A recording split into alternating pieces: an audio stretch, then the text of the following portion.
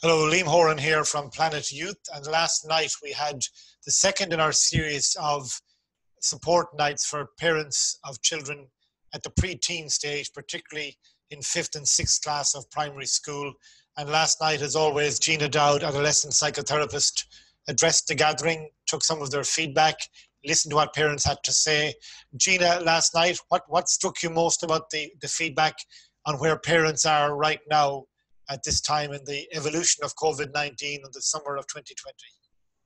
Well, I think there was an acknowledgement of that word, the evolution of where they're at. But there was also a very sincere acknowledgement of the struggle for adolescents, especially those in 6th class, and the range of questions that came in overnight and the range of themes that were being explored by parents were about how do we support these adolescents with transition, with change, with the areas they have missed out on. And parents were taking it very seriously that their adolescents had finished a certain stage of their life and were moving into the unknown area of secondary school.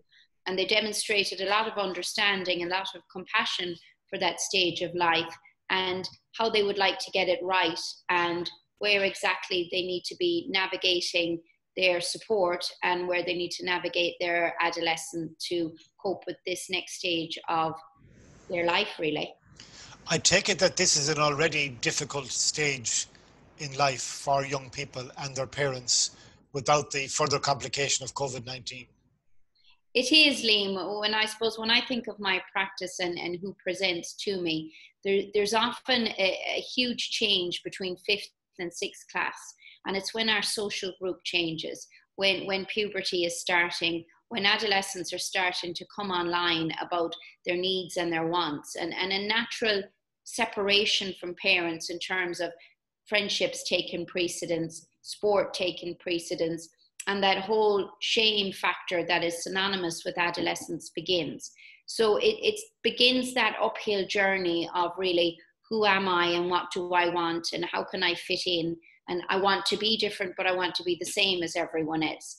And I think every parent who has an adolescent at home will recognize this. And really, if we reflect back enough ourselves as adults, we will remember this life stage because school gets harder.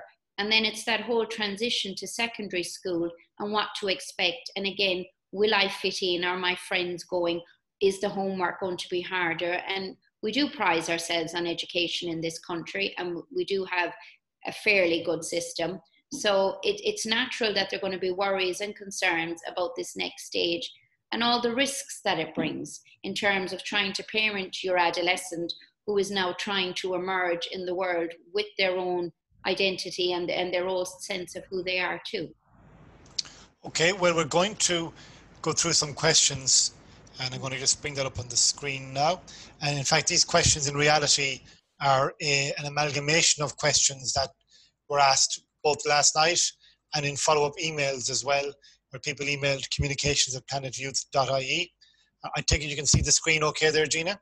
Yes, we're on the first slide there, Liam. Yep. And so some of the questions we are looking at, as I said, an amalgamation. We'll take one. My 12-year-old seems to spend a lot of time in her bedroom, and I'm wondering if she is okay and how I encourage her to have more family time. I think this is a very common question, and I've entitled this presentation today, Understanding Adolescent Development, because that's what this is all about. And the support, the advice, the guidance that I offer, it is generic. And parents need to take all of it with a pinch of salt and apply it to the adolescent they have before them and the type of adolescent they have, the type of family home and the type of parenting style they have. And then they have to model what they feel is best for their home, for their boundaries and everything that goes on. So is it unusual for a 12-year-old to spend a lot of time in their bedroom? And I'm going to say a yes and no to this question. What is that 12-year-old doing in their bedroom? Have they an amazing room that is relaxing, that's wonderful? Or is it a room that is full of devices and that is an escape and an avoidance?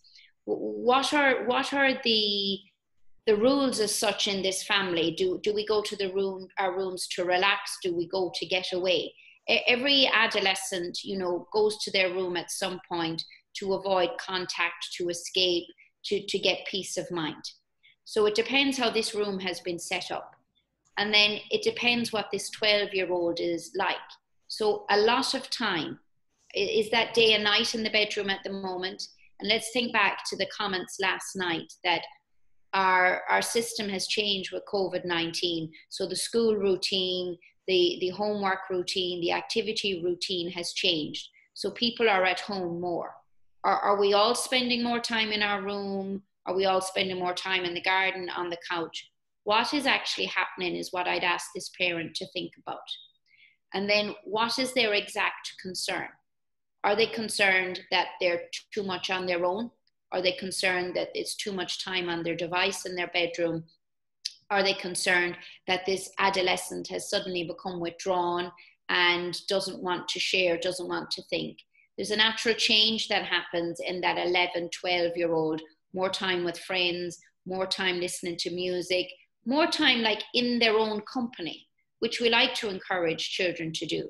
So maybe this parent needs to make it attractive to come, whether it's downstairs, whether it's into the kitchen, whether it's into the sitting room.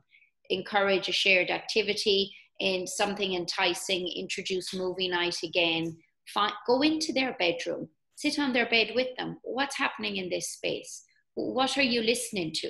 Do you know, sometimes we have to act like the real nerd as a parent and go, okay, what's that? You know, what's on YouTube? What's happening? And you invite that adolescent to begin to share what's happening in their world. And it's okay to say, well, I don't understand that YouTube video, or I don't understand that makeup tutorial, or that FIFA game, whatever it is. Maybe you can show me. And it might be the last thing you want to do, to learn how to play a FIFA game, or certainly I know in my house it's Minecraft that the mind boggles and how quickly they do it and how amazing it is. But we often need to park our own anxieties or our lack of interest or whatever our life space is to find out what's happening in their world. So I would say to this parent, if you want to encourage your adolescent to have more family time, encourage yourself to get involved in their world and meet them halfway on this bridge of your world, my world, and our world. And then that becomes the sharing piece. And a close relation to that is the second question, obviously, about the appropriate screen time for a 12, almost 13-year-old. Again, it's a broad question. It is. And again, you know, what I've said all along in all these talks is about lowering your expectations of a parenting style at the minute. Children, adolescents, parents, we're more on screen time than we've ever been during COVID-19. Everything I do is by a Zoom call now. That's how I'm working. And it's fantastic and wonderful, but it's also time consuming and it's energy draining. We know from all the research that screen time is best if it's avoided an hour before bedtime, and that screen time, if it can be under the 2 to 3 hours a day, it's more appropriate. But we are all attached to our screens, adults, adolescents, children. So what is appropriate for this parent is what I would be asking. What do they notice about their 12, 13-year-old? When do they start to go offline? When do they start to get maybe a little bit upset, a little bit triggered? Screen time does that. So begin to notice those little triggers. So then you set the time. I could set a time here, but that's my world and it may not be the same as your world. I would say to be reasonable and to be very sensible about it. No screens in the bedroom for any 12, 13-year-old. Take screens, check their screens. That's your job as a parent to monitor their well-being and their safety, because we know all kinds of things happen online and we have the wisdom to know, unfortunately, that bad stuff happens. So have your boundaries in place, and then expect a little bit of a struggle, because you're always told such and such a friend has it, they get it longer, they get this, they get that. What's right for your home? What's right for your level of understanding about your adolescent? And stick with that formula. And it's back to that whole piece of trust your parenting style. Less is more. And it really is when it comes to screen time, but maybe use it as a reward system. Maybe use it as, oh, okay, we get a bit of screen time and we're all on our screens at 5 o'clock in the evening. I'm doing whatever on Google or, Facebook, and my adolescent, and try and have that shared space on the couch where you're casting an eye to see what they're on. And they're looking at what you're on, and it's that open space, because often screen time becomes about secrecy, and that's what you want to try and avoid. Okay, very good. Before school closed, I struggled to get my son to do his homework, and I find it really hard to motivate him. I am worried about secondary school and the amount of homework. And that's right there again in that whole transition question that parents contemplate at this age. And two things came up last night. Some parents made comments about their sixth class adolescent, and how they had taken the attitude, you know what, I won't be back in national school, I don't have to do the homework. And I did have to have a giggle at that. And I said, okay, they certainly have a point. But obviously this parent has a very good point here about secondary school. Homework, as we know, increases. And we all have our personal opinions on homework and the validity of it. And in some countries, they don't have any. In Ireland, we tend to have a huge amount of it. And whether we agree or we don't agree with it, the concern seems to be here is my adolescent going to make it? And sometimes that comes in, how do I motivate them later on? How do I support them? So what is really bothering this parent at the minute? What is their adolescent like? What is their style? Is this an adolescent who will always need encouragement and support doing homework? And if they have, that's not likely to change. But that's why you have all the supports that exist in secondary school and all the tests that take place that help adolescents find what they're good at and what they need extra support in. That's why you have homework clubs. That's why you have study groups after school. So I asked this parent to begin to think about who they recruit in to help with what might be an ongoing concern and not something new. And then what is this adolescent actually interested in? We all like doing the homework of the subject we like, and we always leave the one we don't like till last. And that doesn't change as adults with a phone call, with a piece of work. Certainly I know what my taxes, anything to do with accounts, it's at the bottom of the pile. So there often is, there's a repetition there, and there's a habit that builds. So the parent's job becomes about supporting this adolescent to have an interest in themselves, to begin to inform teachers when they go into first year. The teachers do make themselves readily available to understand your adolescent for the parent-teacher meeting. Recruit, recruit, recruit. All the support is there, and it's about tapping into it and finding the one that fits your family, your style, and this particular adolescent. Okay, this next one I'm sure will be close to your heart because you're a twin yourself. I have twins, both girls. They do everything together, but I noticed one was beginning to spend more time with her friends than with her sister. I am worried about them going to secondary school and how it will affect their relationship. You have been that soldier. Yes. And the twin dynamic is always very, very interesting. And it has its highs and lows, is how I would describe it from a personal point of view. And like separating from parents, we're meant to separate so that we can integrate. So if these twins are going to be in a relationship with each other for the rest of their lives, they have to learn how to be separate. They have to learn how to find their unique ways, because twins, and especially girls, are often referred to as the twins. And they're actually two separate people with two separate identities. So I would be suggesting that for these girls, it's to find their niche. And what does this parent know about both of them? One is good at one thing, one is interested in one thing, one is passionate about something, one isn't interested. Two separate people. So how do you help them to merge, and how do you help them to forge their own identity so that they become advocates for each other, supports for each other, and yet with their own separate identities, which is really, really important. And this often happens with siblings as well, because sometimes siblings get compared to the one that went before them. Twins get compared, and they may be in the same classes, they may be in separate. If they have a strong relationship, and if this parent is interested in them continuing to have a friendship and a strong relationship, then they can tolerate change.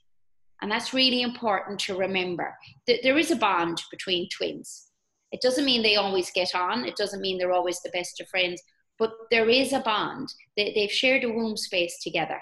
They've shared, you know, their very early life together. They're often very tactile as babies. They're often dependent on each other. They're often, you know, when they get into war with each other, it's huge. So who are these adolescents? And is this actually a concern, or is it something this parent needs to step back, observe, and get involved when the challenge actually arises, or when the trouble arises, to remind them who they are, to remind them what they're good at, to remind them that support shows up in very different ways. And an alternative friend at this time may help forge that friendship.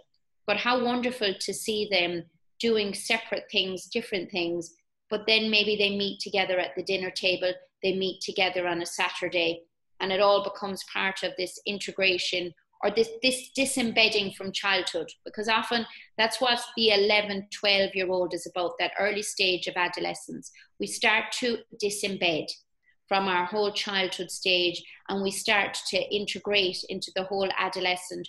Who am I? I'm now separate. I now have a brain I want to use. I now have ideas, thoughts, and feelings. And that's what the whole adolescent process is about. So I would say step back, observe, and maybe instead of worrying, you know, congratulate these two on what they're able to do, congratulate them on their individuality, because that's certainly very important with twins. Okay, very good. You want to talk as well about the whole clash, or not so much clash, but the difference between parental aims versus adolescent development, and how these two things have got trying to achieve the same thing perhaps, but need to live, to coexist properly together. Yes, and if you think of it, Liam, we're at both ends of the spectrum when we're parenting. We're parenting to support our child, our adolescent. Our main aim is that they stay safe, that they stay well. We want to try and understand how they're showing up, and we want to guide them. And we're continually thinking about their future, and we are continually responsible for their health and their well-being. The adolescent's job is to have fun, to build friendships, to be as spontaneous as anything, and then while also fitting in to that friend niche. They're designed to daydream. We did it too, but at some point we gave it up. And it's so unfortunate when that happens to us as adults, that we give up daydreaming, because it's a necessity for life. And also an adolescent's job is to take risks. And then the very opposite of all of that, to sit there and to do nothing. You know, they're interested in just being, more so than us adults, because we're busy doing. So it's important to say, okay, my job is to guide you, and I want you to guide you to begin to show up as an adolescent, to stay relational, to know what you're about. And often that ownership and the strategies we employ is, you know, okay, my business, your business, and our business. So often when adolescents come into me, Liam, I meet with a parent or parents first with the adolescents. And we find out and we break down the issue of confidentiality, what will be important to share and what's important to keep private. And so that brings in the whole negotiation.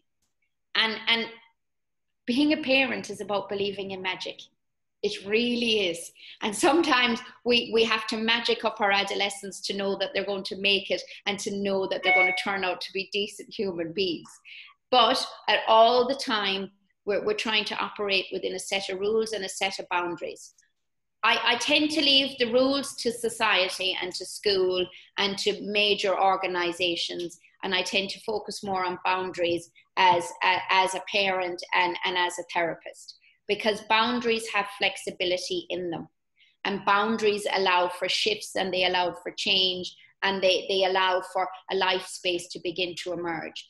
Rules, you know, they are for little kiddies. They are for the rules of the road. They are for us as drivers. They are for us to turn up to work on time, all those things. But they tend to be strict. So let's leave the rules to society, and let's leave the boundaries to our parenting style. Much more important.